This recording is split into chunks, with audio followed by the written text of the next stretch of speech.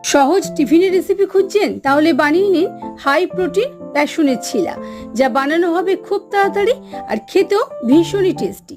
এর জন্য প্রথমেই একটা মিক্সার গ্রাইন্ডারে 1.5 কাপ বেসন, 1/4 কাপ করে সুজি আর টক দই, 3/4 চামচ নুন, 1/4 চামচ হলুদ, 1 পিঞ্চ হিং আর 1 কাপ জল দিয়ে মিশিয়ে ব্লেন্ড করে নেব।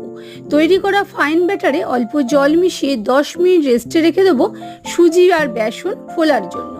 এরপর একটা বাটিতে গ্রেটেড গাজর, সেদ্ধ corn, finely chopped capsicum, tomato, কাঁচা লঙ্কা, ধনেপাতা ও নুন দিয়ে মিশিয়ে নেব।